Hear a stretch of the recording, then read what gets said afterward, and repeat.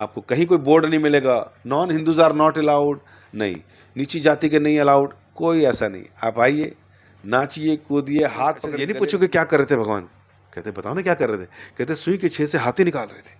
अरे उछलने लगा, ऊँची नाचने लगा, ये है मेरे भगवान, देखो इतने कृपालु, इतने दयालु कि कुछ भी कर सकते हैं। कहते तुम्हें यकीन है कि सुई के छेद से कोई हाथी निकाल सकता है?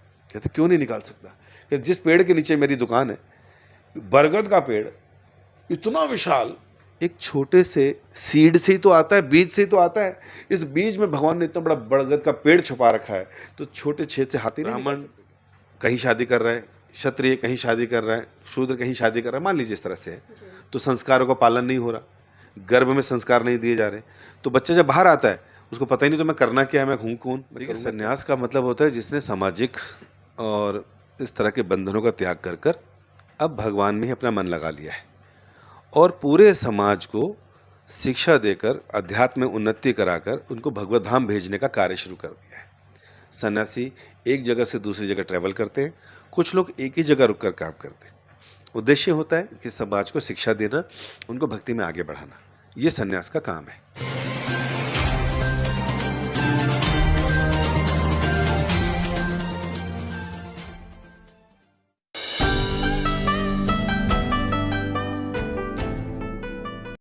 नमस्कार, आप देख रहे हैं एनबी न्यूज़ 24/7 नीलम बोध के साथ। साथियों, जिस तरह से देश में जो गर्मा गर्मी का माहौल बना हुआ है, खासकर अगर मैं सांप्रदायिकता की बात करूं तो आज लोग धर्म को महत्व ना देकर बल्कि सांप्रदायिकता की आग में खुद भी जल रहे हैं और दूसरे लोगों को भी जलाने का काम कर रहे हैं। उसका जीता जागता उदाहरण हमें नूह में देखने को मिला। जिस तरह से नूह में नरसंहार हुआ, जिस तरह से धर्म के नाम पर लोगों के बीच में मार काट हुई और अलग अलग तरह के नारे हमें सुनने को मिले। हमें ये भी सुनने को मिला कि हिंदू पक्ष के लोग ये कहते नजर आए कि देश के गद्दारों को गोली मारो, सालों को मुल्ले काटे जाएंगे, राम राम चिल्लाएंगे। तो इसी कड़ी में मेरे साथ में गुरुजी हैं, उनसे चर्चा करना चाहूँगी। गुरुजी, आज जिस तरह से देश में धर्म के नाम पर दंगे हो रहे हैं, किस तरह से देख रहे हैं इनको? देखिए, दंगे तो काफ़ी लंबे समय से हो रहे हैं और मैंने बताया अगर कोई व्यक्ति सच में धार्मिक होगा तो दंगाई नहीं होगा जी। अगर सच में कोई धर्म का पालन करता होगा तो ऐसा मुख से कोई वाक्य नहीं बोलेगा जिससे सामने वाला शुद्ध हो, परेशान हो, दुखी हो। ऐसा कोई कार्य नहीं करेगा जिससे कोई सामने वाला भयभीत हो। अगर कोई व्यक्ति धार्मिक है तो वो ये सब काम नहीं करेगा। तो अगर आप कह रहे हैं कहीं पे धर्म के लेके झगड़ा हुआ, कोई सांप्रदायिक पत्थरवाह हुआ, कुछ भी हुआ, तो इसका मतलब धार्मिक लोग आवरण से हो सकते हैं, हृदय से नहीं। क्योंकि धर्म शास्त्र कभी भी किसी को लड़ना झगड़ना नहीं सिखाते। धर्म की सही पहचान ना करना और सही आचरण ना करना, मैंने बताया, ये अधर्म की तरफ ले जाता है, लड़ाई झगड़ों की तरफ ले जाता है। इसलिए अगर कहीं पर कुछ नारेबाजी हुई तो राजनीतिक प्रेरित हो सकते हैं लोग, या धर्म की ज़्यादा जानकारी ना रखने वाले हो सकते हैं। किसी ने कहीं पत्थर चलाए, बंदूक चलाई, गोली चलाई, वो धर्म के पालन करने वाले हो ही नहीं सकते, क्योंकि वो लोग जो हैं धर्म को मान ही नहीं रहे। तो हम यही कहेंगे कि जहाँ पर भी ऐसी घटनाएं हो रही हैं वो लंबे समय से ही हो रही हैं और ये केवल धर्म को बदनाम करने के लिए कर रहे हैं। जैसे बताया गया, आज पूरे विश्व भर में 18% लोग नास्तिक बन गए हैं। उसका कारण क्या है? इन लोगों ने उन लोगों को देखा जो गलत ढंग से धर्म का पालन कर रहे थे। उनको लगा इससे बढ़िया तो बेकार है, धर्म ही छोड़ दो, इसलिए नास्तिक हो गए। तो 18% हो गए, कल कोई बढ़ भी सकते हैं। इसका मतलब क्या है? धर्म का ठीक ढंग से पालन करने वाले लोगों की आवश्यकता है और उनको फॉलो करने वालों की आवश्यकता है, तभी शांति होगी देश में। जी, अभी गुरुजी, जिस तरह से देश में जो माहौल बना हुआ है, खासकर हम देखते हैं कि जब जब चुनाव आते हैं तो चुनाव से ठीक पहले कुछ ऐसी घटनाओं को राजनीतिक पार्टियों के द्वारा अंजाम दिया जाता है। चाहे पुलवामा अटैक की बात करें या उससे पहले जो बिहार में एक बड़ा प्रकरण हुआ उसकी बात करें, या अभी वर्तमान में जिस तरह से मणिपुर की घटना हो या नूह की घटना हो या फिर जो बरेली में घटना घटी उसकी हो, तो किस तरह से देखते हैं इन घटनाओं को? देखिए, भारत इतना विशाल देश है और लगभग 30 तो यहाँ स्टेट हैं और 5 साल बाद यहाँ पर चुनाव भी होते हैं जी। अब 30 स्टेट में हर जगह कहीं ना कहीं हमेशा ही इलेक्शन रहते हैं। मैं भी एक बार किसी पॉपुलेशन से संबंधित टीवी डिबेट में गया था, तो वहाँ पर भी यही कहा जा रहा था अब क्योंकि इलेक्शन आ रहे हैं इसलिए ऐसी बात हो रही है। तो मैं इसको इस दृष्टि से नहीं देखता, क्योंकि समाज के जो मुख्य मुद्दे हैं उस पर हमेशा चर्चा चलती रहनी चाहिए, शांति कैसे आए। और दूसरी बात, यहाँ पर तो हमेशा हर तीसरे महीने कहीं ना कहीं इलेक्शन रहते ही हैं, तो कुछ ना कुछ मुद्दा तो हमेशा किसी न किसी इलेक्शन के आसपास ही आएगा। इसको इस दृष्टि से भी नहीं देखना चाहिए। दूसरा, अगर कुछ लोग राजनेता ऐसे हैं जो वास्तव में ऐसा करते हैं तो वो दोषी हैं। हमारे देश की जो हैं सीबीआई और ये सब बहुत तेज हैं, जहाँ भी कुछ निकलता है पकड़ के निकाल भी देते हैं, बता भी देते हैं। और सबसे बड़ी बात, हृदय में सबके परमात्मा है। अगर कोई गलत कर रहा है, गलत करवा रहा है, गलत चेतना से कर रहा है, कितने दिन जी लेगा, कितने दिन कर लेगा। वास्तव में इस संसार के नियंता हम नहीं हैं, इस संसार के नियंता भगवान है। और भगवान को कब क्या कहाँ कैसे करवाना है, उनको करवाने के लिए बाहर से कुछ नहीं भेजना, अंदर से पकड़ देना, किसी कलेजी दबा देंगे, टेटवा दबा देंगे या किसी को शिक्षा दे देंगे तो वैसा काम हो जाएगा। इसलिए इस तरह की चीज़ें चलती रहती हैं। मैंने कहा इसका कारण है अधर्म, लोगों को सही शिक्षा नहीं है, और धन से, पॉलिटिक्स से, पोजीशन से प्रेरित लोग अगर कुछ ऐसा करते हैं तो नुकसान उनको भुगतना पड़ेगा। यहाँ हो सकता है बच जाए पैसे के प्रभाव से, दमखम के प्रभाव से, लेकिन शरीर त्यागने के बाद यमराज को तो शक्ल दिखानी होगी ना। तो जिस गुनाह की सज़ा यहाँ नहीं मिलती, उस गुनाह की सज़ा यमराज की कोर्ट में मिलती है, और बहुत भयानक मिलती है। ऐसा भी शास्त्रों में लिखा है। गुरुजी, एक चीज़ और जानना चाहूँगी, क्योंकि आज हम देख रहे हैं देश में बहुत सारे लोग हैं जो अपने आप को सन्यासी कह रहे हैं, तो एक सन्यासी का धर्म क्या है सही रूप में? देखिए, सन्यास का मतलब होता है जिसने सामाजिक और इस तरह के बंधनों का त्याग कर कर अब भगवान में ही अपना मन लगा लिया है, और पूरे समाज को शिक्षा देकर, अध्यात्म में उन्नति कराकर उनको भगवत धाम भेजने का कार्य शुरू कर दिया है। सन्यासी एक जगह से दूसरी जगह ट्रैवल करते हैं, कुछ लोग एक ही जगह रुककर काम करते हैं। उद्देश्य होता है कि समाज को शिक्षा देना, उनको भक्ति में आगे बढ़ाना। ये सन्यास का काम है। लेकिन आज हम देख रहे हैं आज के जो बहुत सारे सन्यासी कहीं ना कहीं वो राजनीति कर रहे हैं। क्या एक सन्यासी व्यक्ति के लिए राजनीति करना उचित है? बहुत अच्छा प्रश्न है आपका। जैसे हमने बताया, कलयुग चल रहा है, और कलयुग में जैसे वर्ण व्यवस्था बुरी तरह से चौपट हो गई, और हम जानते हैं कि कलयुग में एक ही धर्म है, और वो क्या है? अधर्म। एक ही धर्म है, वो है पैसा। एक ही धर्म है जिसको बोलते हैं इंद्रिय तृप्ति। मेरी जो सेंसेस हैं उसको कैसे तृप्त कर लूँ। भाड़ में जाए धर्म, भाड़ में जाए नेता, मुझे अपना काम बनाना है, दैट्स ऑल। ये सारी धर्म की चीज़ें पीछे रह जाती हैं।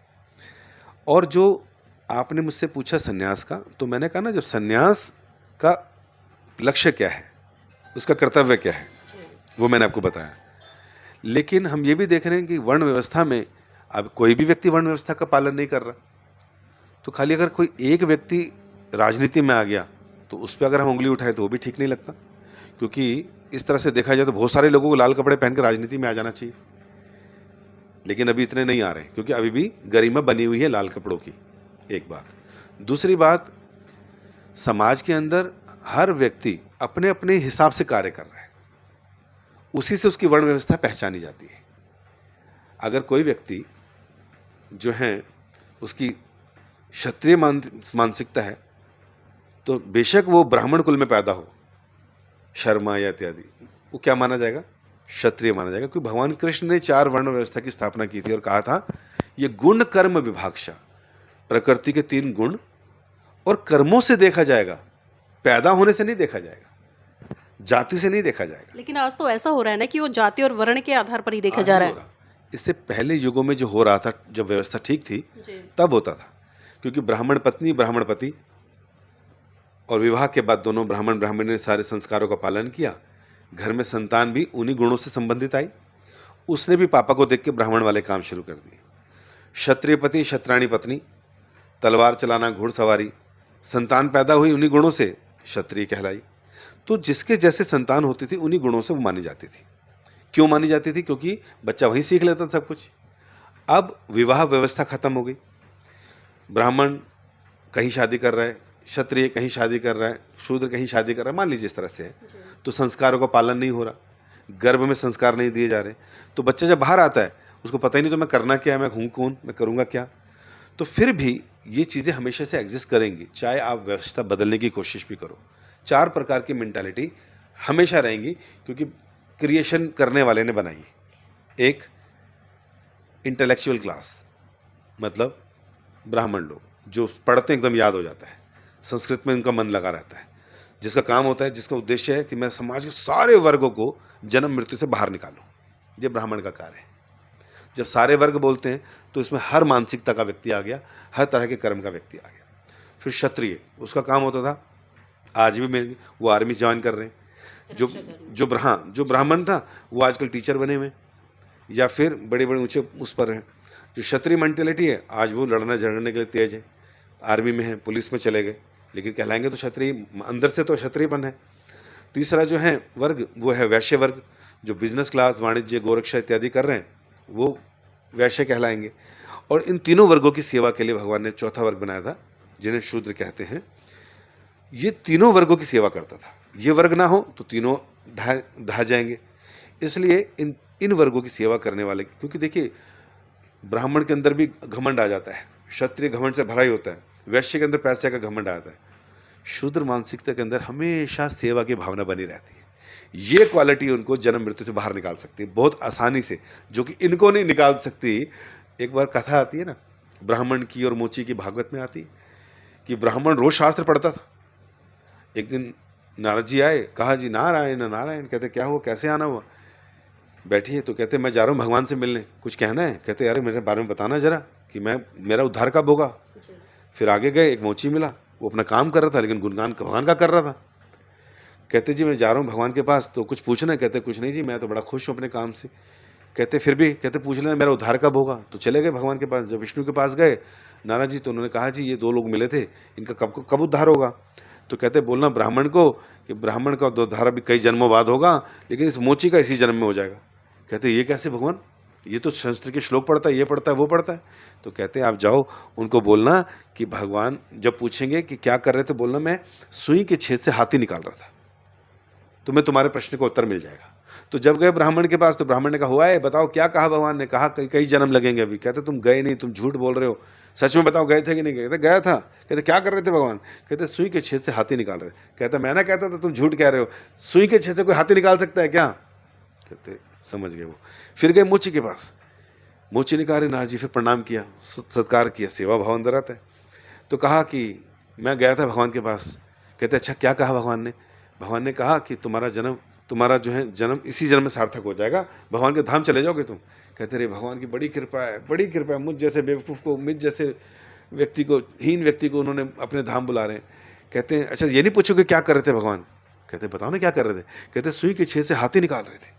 अरे उछलने लगा, मोची नाचने लगा, ये है मेरे भगवान, देखो इतने कृपालु, इतने दयालु कि कुछ भी कर सकते हैं। कहते तुम्हें यकीन है कि सुई के छेद से कोई हाथी निकाल सकता है? कहते क्यों नहीं निकाल सकता? कहते जिस पेड़ के नीचे मेरी दुकान है, बरगद का पेड़ इतना विशाल, एक छोटे से सीड से ही तो आता है, बीज से ही तो आता है। इस बीज में भगवान ने इतना बड़ा बरगद का पेड़ छुपा रखा है, तो छोटे छेद से हाथी नहीं निकाल सकते क्या? कहते तुम सच में भक्त हो, इसलिए तुम ही जाओगे, अब मेरा प्रश्न का सॉल्यूशन होंगे। तो कहने का मतलब क्या है, गुणों से, कर्मों से ही व्यक्ति भगवान के धाम जा सकता है। ईर्ष्या द्वेष में कुछ नहीं रखा।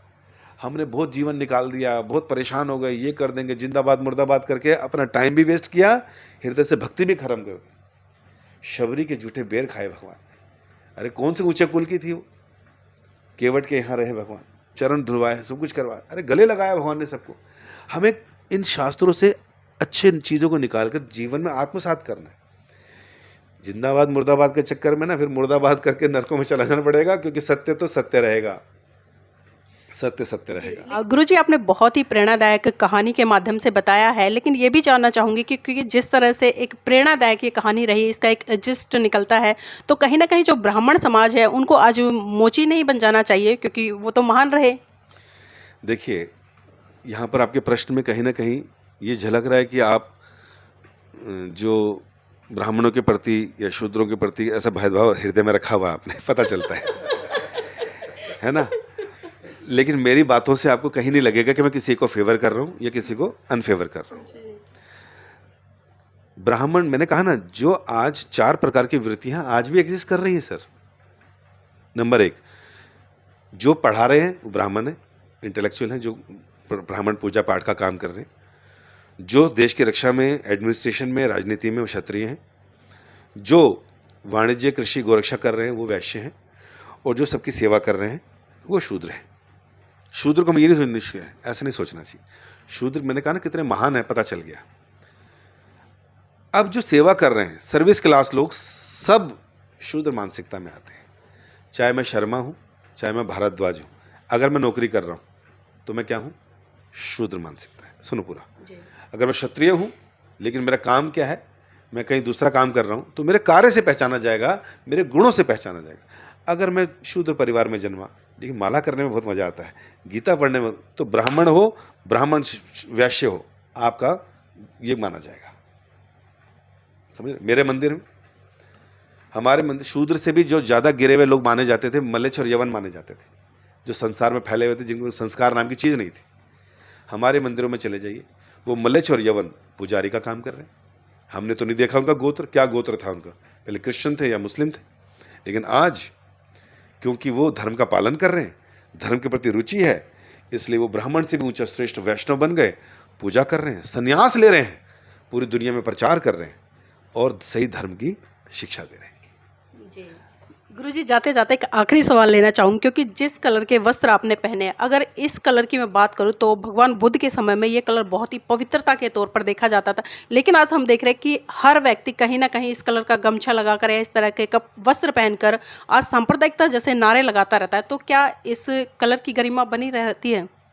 देखिए, जिस चीज़ के अंदर भी नेम फेम प्रतिष्ठा होती है ना, लोग वो करना चाहते हैं, अपनी पहचान वहाँ से जोड़ना चाहते हैं। तो कहीं ना कहीं लोग चाह रहे होंगे नेम मिले, फेम मिले, मुझे कुछ पहचाने। तो इसलिए अगर कोई कर भी रहा है, अगर लाल रंग से या सैफरन कलर से आकर्षित हो रहा है, धीरे धीरे और आकर्षित, तो पूरे जीवन में भैया कपड़ों को उतार ही लो, जीवन में त्याग दो सारा संसार, प्रचार में लग जाओ। हम तो चाहते खाली गमछा ही क्यों, धोती भी पहनो, कुर्ता भी पहनो, क्योंकि अगर समाज इसको इतनी रिस्पेक्ट दे रहा है, आप देखेंगे कहीं ना कहीं समाज में ऐसे कपड़े पहन के लोग बहुत गलत काम भी करते हैं। तो हमने तो वही बताना, जो अधर्म कर रहा है हमें उससे प्रेरित नहीं होना, जो धर्म का सही पालन कर रहे हैं उससे शिक्षा लेनी। गुरुजी, जाते जाते उन लोगों के लिए एक संदेश दे दीजिए, क्योंकि जो लोग आज कहीं ना कहीं धर्म के नाम पर, सांप्रदायिकता के नाम पर जय श्री राम के नारे लगाते हैं, या जो लोग आज जय श्री राम के नारे नहीं लगाते हैं, उनको बाध्य करते हैं, और बाध्य ही नहीं करते, यहाँ तक कि ऐसी वीडियो देखी है कि मारपीट तक उनके साथ में करते हैं। देखिए, कोई जय श्री राम का नारा लगाए तो बहुत अच्छी बात है। कहते हैं जैसे ही भगवान का एक बार नाम बोलते हैं तो आज तक के किए गए सारे पाप समाप्त। तो अगर कोई आपके पाप समाप्त हो रहे हैं भगवान का नाम लेके, आप अपने घर वालों से लगवाओ, बच्चों से माला करवाओ, और आसपास कोई मिले उससे भी रिक्वेस्ट करो जी आप भी लीजिए नाम भगवान का। अच्छा, कोई आपको दूसरे धर्म का मिल जाए तो आप बोलो नहीं तू मेरे वाले धर्म के नाम ले, तो ये कहाँ तक अच्छा है? कल को वो 4 लोग मिल गए और आप अकेले मिल गए, वो कहेंगे आप इसका लगाइए, तो ये भी ठीक नहीं है। जो जिस धर्म का पालन कर रहा है उसे स्वतंत्रता करने दीजिए। आप अगर किसी से ज़्यादा प्रेरित हैं तो आप ऐसा आचरण पेश कीजिए कि दुनिया कहे सर मैं लगाऊंगा इस धर्म का पालन, मैं लगाऊंगा जय श्री राम का नाम। क्यों? क्योंकि मैं आपके आचार से, विचार से, व्यवहार से बहुत प्रसन्न हूँ। हमारे साधु ऐसी भक्तिवान प्रभुपाद जी अमेरिका गए 70 साल की उम्र में। लोगों ने कहा पैंट कमीज पहनो, अंग्रेजों को सिखाने दो। कहते मैं यहाँ अपनी संस्कृति देने आया हूँ, उनकी लेने नहीं आया। और उन्होंने अपना ज्ञान, अपना कीर्तन शुरू किया, लोग प्रभावित हुए, उन्होंने शिक्षा दी, तो समझ आया यार ये व्यक्ति तो सेल्फलेस है, इसको अपने लिए कुछ चाहिए नहीं, ये तो हमारे लिए कुछ करना चाह रहे हैं। तो लोग जुड़ गए, उनके लिए प्राण देने को तैयार हो गए, और आज पूरे विश्व भर में 700 से भी अधिक केंद्र बन गए। आपको कहीं कोई बोर्ड नहीं मिलेगा non Hindus are not allowed, नहीं, नीची जाति के नहीं अलाउड, कोई ऐसा नहीं। आप आइए, नाचिए, कूदिए, हाथ पकड़ के गले लगिए, खूब प्रसाद पाइए, कोई दिक्कत ही नहीं हमारे मंदिरों में। क्यों? क्योंकि हम लोग प्रामाणिक संप्रदाय से आ रहे हैं और सच्चा धर्म लोगों को दे रहे हैं, जिसमें सुख है, शांति है और आनंद है। जी, बहुत बहुत धन्यवाद गुरुजी, आज की इस महत्वपूर्ण चर्चा में जुड़ने के लिए और अपने बहुत ही महत्वपूर्ण विचार हमारे दर्शकों के साथ साझा करने के लिए।